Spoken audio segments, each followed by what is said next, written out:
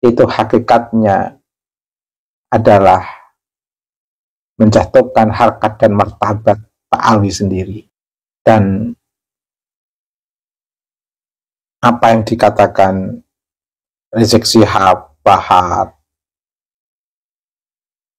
yang arogan, jumawa, tidak hanya kepada masyarakat pribumi, bahkan pada pemimpin negeri ini, kepada Presiden Jokowi, bahkan pada ulama dan pemimpin negeri ini, guru bangsa, bapak bangsa, yaitu Kiai Haji Abdurrahman Wahid,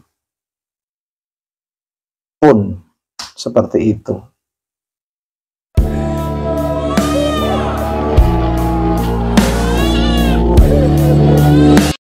Tuan Muda Qori, tetap semangat. Niat baik Tuan Muda Qori mendampingi Pak Alwi sangat mulia.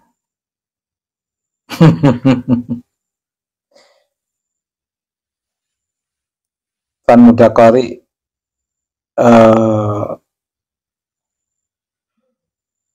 jangan mundur, karena Tuan Muda Qori itu bagikan oasis bagi Pak Alwi di padang tandus kesulitan data sezaman. Banyak yang mentok ingin membela Pak Alwi. Karena itulah saya sebut kedatangan Tuan Muda Qori di tengah kaum Pak Alwi bagikan oasis. Pokoknya gini Tuan Muda Qori, selagi Pak Alwi masih percaya Tuan Muda Qori, tetap semangat. Jangan berubah dari kekhasan Tuan Muda Qori. Menarik, diskursus ini harus diramaikan sampai seluruh masyarakat memahami perspektif edukatif dari diskursus ini. Di mana letak perspektif edukatif yang saya maksudkan?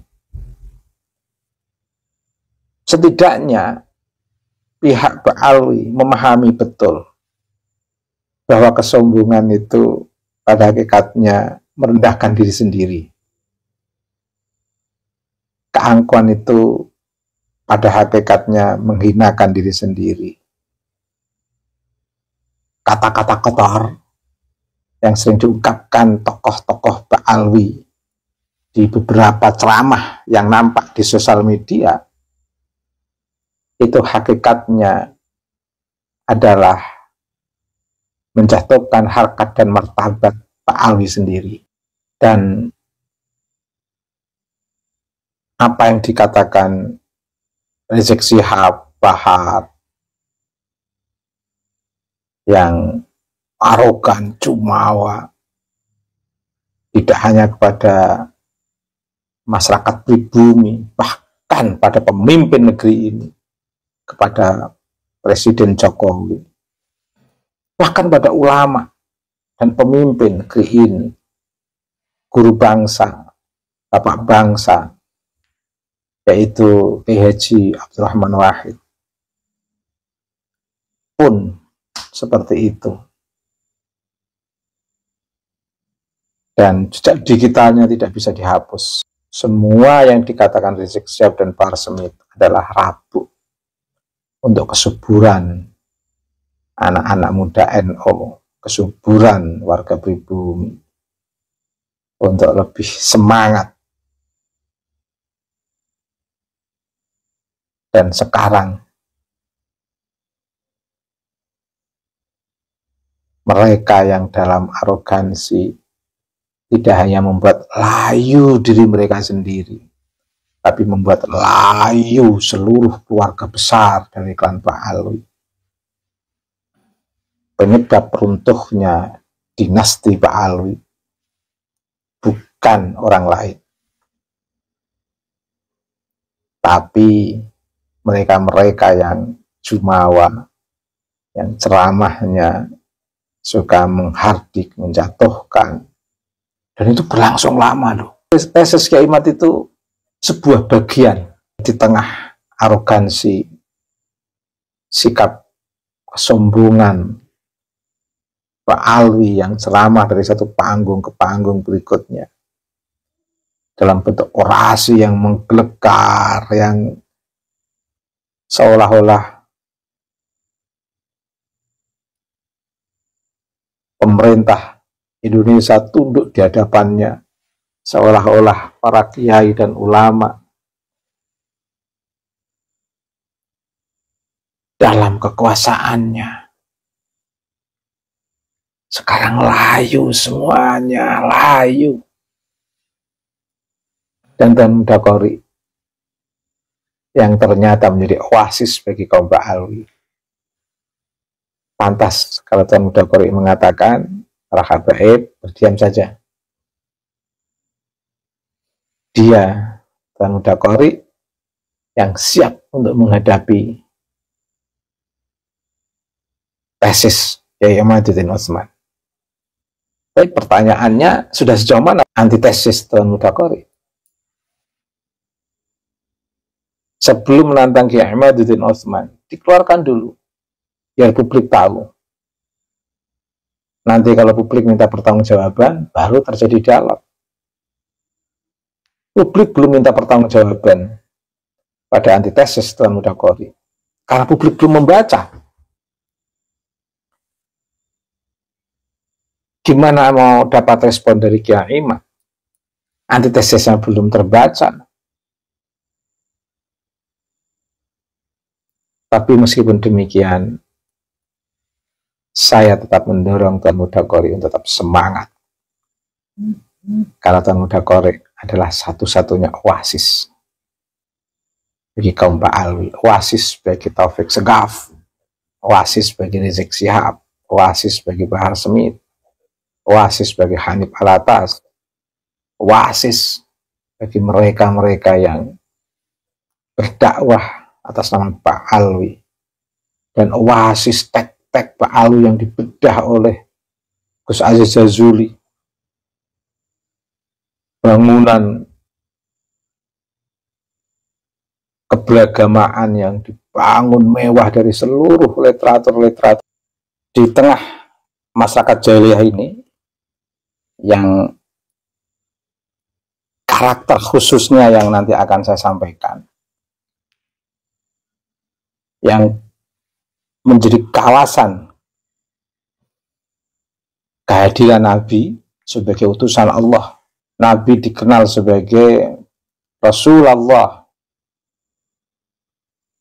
Habibullah, Khalilullah, Nabiyullah, Sofiyullah, Khaira khalqillah, Nur arshillah, Amina wahyillah, Man zayyanahullah, Man syarrafahullah, Man karramahullah, Man azzamahullah, Man allamahullah, Sayyidal mursalin, Imamal muttaqin, Khataman nabiyyin, Rahmatan lil alamin, Syafi'al muznibin, Rasul rabbil alamin. Ini Nabi harus memperbaiki kondisi masyarakat jahiliyah, yang titik dasar dari masyarakat jahiliyah ini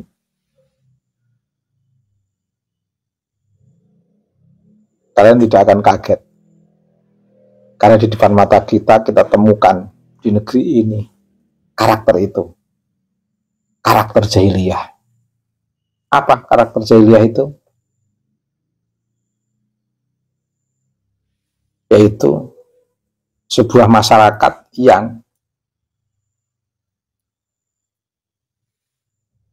menafikan perempuan dan menjadikan laki-laki sebagai kebanggaan dan perempuan sebagai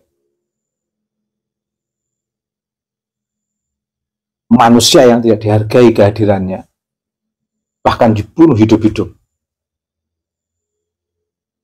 Semua sejarah mencatat itu.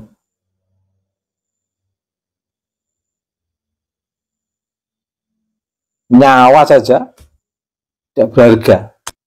Boro-boro mau mengakui keturunan perempuan, nyawa saja tidak berharga. Apalagi mengakui keturunan perempuan, sama sekali tidak mengakui keturunan perempuan. Yang diakui itu hanya keturunan laki-laki. Yang dibangga-banggakan itu hanya bapak-bapak.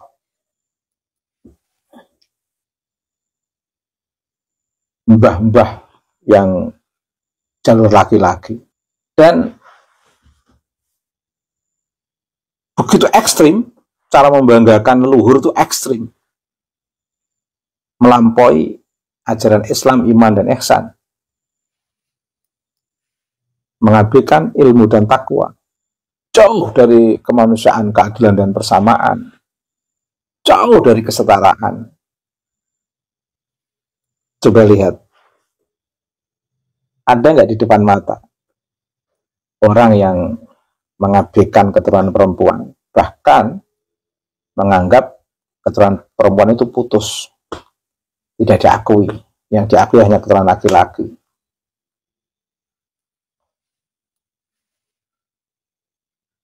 Sama, pernikahan itu juga harus dengan orang-orang yang dianggap punya keturunan orang-orang besar.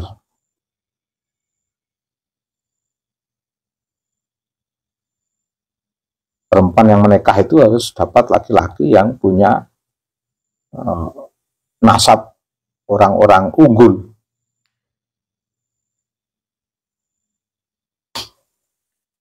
Dan orang jahiliyah itu menganggap rendah komunitas yang lain. Mereka hanya mengunggulkan ras-ras mereka sendiri. Kullu hisbim bima ladaihim farihun. Mereka hanya membanggakan kelompoknya sendiri-sendiri, partainya sendiri-sendiri. Sehingga orang Arab itu kalau punya anak perempuan malu. Kalau punya anak laki-laki bangga.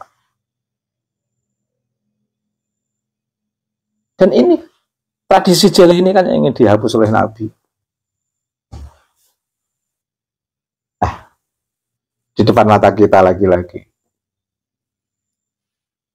Siapa yang punya watak jahiliyah? Seperti era jahiliyah. Makanya biar lebih clear, baca tradisi jahiliyah sebelum Nabi hadir, sebelum Nabi diutus oleh Allah. Seperti apa tradisi jahiliyah itu? Kalau di masyarakat jahiliyah itu, di situ sudah ada dua kekuasaan besar, Persia dan Romawi. Romawi Persia itu tidak kurang para ilmuwan, arsitektur, para filosof, banyak sekali dari kedua penguasa ini. Tapi baik para penguasa maupun para ilmuwan yang nggak punya kepedulian sama sekali terhadap kemanusiaan, keadilan, dan kesetaraan. Sehebat apapun ilmu, para ilmuwan, para filosof di era dinasti Romawi dan Persia ini, mereka tetap tutup mata, tutup telinga ketika terjadi perbudakan di depan mata. Meski Arab saat kekuasaan Persia Romawi itu tidak berpengaruh, tapi tradisi jahiliyahnya juga sangat ekstrim. Bagaimana masyarakat Arab memperlakukan perempuan? Sama, di situ juga tidak kalah ekstrimnya masyarakat jahiliyah dalam konteks perbudakan, yang pelan-pelan telah dihapus oleh Nabi Muhammad SAW setelah beliau diutus oleh Allah. pertama di Jazirah Arab sebelum di Madinah. Makanya ada kisah Nabi ketika di Mekah, kisah Nabi ketika di Madinah. Ada beberapa surat yang diturunkan di Mekah dan ada beberapa surat yang diturunkan di Madinah. Kalau di Mekah dicirikan dengan wahyu yang berhubungan dengan tauhid. Kalau di Madinah yang berhubungan dengan sosial, kemasyarakatan, politik, peradaban. Dan yang dihadapi Nabi adalah masyarakat jahiliyah. Masyarakat yang sekarang masih kita saksikan di depan mata kita. Nah, kita menghidupkan diskursus ini, meminjam istilah nasab berarti diskursus nasab, itu sebenarnya targetnya untuk kemanusiaan, keadilan, dan kesetaraan. Kalau ada tradisi jahiliyah yang dibungkus dengan tidak baik di negeri ini, tradisi jahiliyah yang dibungkus dengan imamah, tradisi jahiliyah yang dibungkus dengan sorban, tradisi jahiliyah yang dibungkus dengan gamis. Gimana kesamaannya dengan tradisi jahiliyah? Sama-sama mengabaikan perempuan, tidak mengakui perempuan. Jalur perempuan terputus, membanggakan keturunan laki-laki, membanggakan al-aba, para leluhur dari kaum laki-laki. Sehingga perempuan itu seperti harta, diwariskan. Nah, bedanya dengan sekarang, kalau dulu zaman jahiliyah perempuan itu diwariskan seperti harta, nah sekarang masih bisa kita saksikan sendiri campur aduknya, dan saya nggak akan bicara tentang hal ini. Itu semua adalah imbas-imbas dari tradisi jahiliyah, memperlakukan wanita tidak sebagai sebuah sosok yang utuh, melanjutkan regenerasi dalam melangsungkan sistem kehidupan sosial. Itu zaman jahiliyah.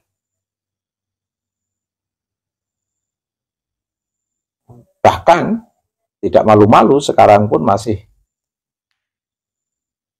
mempraktikkan sistem kelas sosial. Sementara dunia sudah sangat maju seperti ini. Nggak malu, enggak, wong selimut di era jahiliyah. Makanya mereka yang mempertahankan tradisi-tradisi jahiliyah, ya otomatis menjadi objek dakwah. Bukan objek yang dibenci, bukan objek yang dimusuhi dengan kekerasan, tapi objek dakwah, objek yang disayang, objek yang perlu diingatkan. Tapi jangan dipuja-puja. Juga jangan dibela-bela. Salah kok dibela-bela. Nah, diingatkan, diluruskan, tanpa harus menaruh rasa kebencian. Karena dalam kondisi apapun, tradisi jahiliyah tetap tradisi jahiliyah, bertentangan dengan risalah Nabi Muhammad SAW. Meskipun bungkusannya itu seolah-olah mengikuti Nabi, tapi tradisinya masih tradisi jahiliyah. Gimana mau dikatakan mengikuti Nabi? Simbol-simbol kenabian itu hanya sebagai sebuah simbol saja. Isinya ya tradisi jahiliyah. Tradisi jahiliyah yang dibungkus dengan selimut kenabian. Nah, kalau di depan kita masih ada tradisi jahiliyah yang dibungkus dengan selimut kenabian, diingatkan, diluruskan, tanpa harus menaruh kebencian. Jangan dibela-bela. Tradisi jahiliyah kok dibela gimana? Tapi yang bela kan orangnya mulia ini tidak peduli. Qul haqqa walau kana murran. Katakan, kalau yang benar itu adalah benar, meskipun pahit.